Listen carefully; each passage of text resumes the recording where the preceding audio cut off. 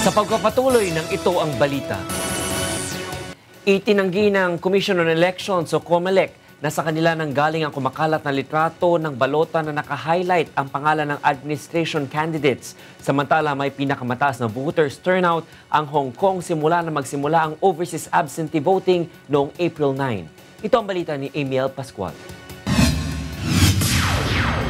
Sa Hong Kong, patuloy na tumataas ang voters turnout sa Hong Kong sa ikatlong araw ng overseas voting. As of April 11, umabot na sa mahigit 5,000 ang bumotong Pilipino sa Hong Kong. Sa buong Asia-Pacific region ay mayroon ng 9,167 na boto, habang 7,159 naman sa Middle East at Africa, 1,927 sa Europe at 107 sa buong Amerika. Ayon kay DFA Yusek Rafael Sigis, inaasahang maabot ng bansa ang mataas na overseas voters turnout ngayong taon, kung saan nasa 1.3 milyon na botante sa buong mundo. Samantala sa Middle East, dumating na ang replacement ng mga nagkaberiyang vote counting machines sa Riyadh, Jeddah, Dubai at Hong Kong. Bukod dito, nagpadala pa ng tigda-2 standby machines ang COMELEC sa mga automated posts sa Middle East, Hong Kong at Singapore. Samantala sa Taiwan, pinabulaanan ni Atty. Keith De La Cruz, COMELEC Deputy Officer sa Taiwan, ang kumakalat na umano'y balota ang ginamit sa Taiwan na naka-highlight ang pangalan ni Liberal Party candidates Ma Roxas at Congressman Leni Robredo.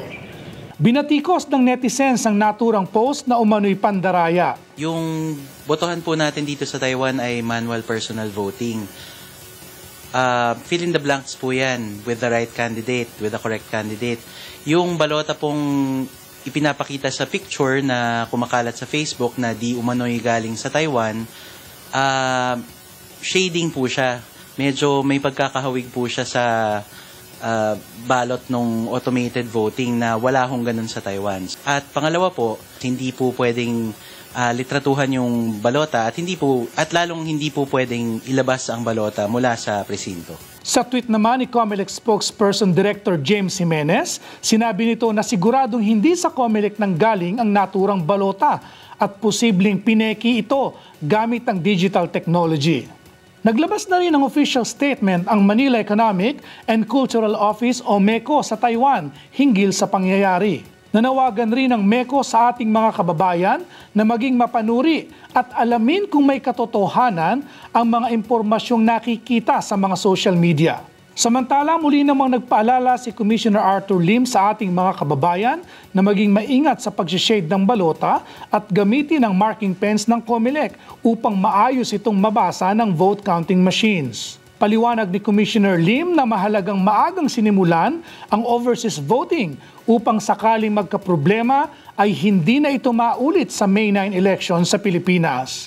Nilinaw rin ni Lim na dapat iba yung mag-ingat ang mga botante sa pagboto dahil sakaling magkamali ay hindi na mabibigyan ng panibagong balota. Kung iluwa po yung balota, ano po yung gagawin? I-minutes po yun lahat at i-record doon tulad ng sinabi niyong nagreklamo dahil yung boto niya for president hindi naka-record sa BBPAT, sa voters receipt. I-minutes po yun pero wala ng pagtatalo para hindi ahaba ang proseso ng pagbuboto. Kasama ang UNTV News team sa iba't ibang panig ng mundo. Amiel Pascual, UNTV News Worldwide.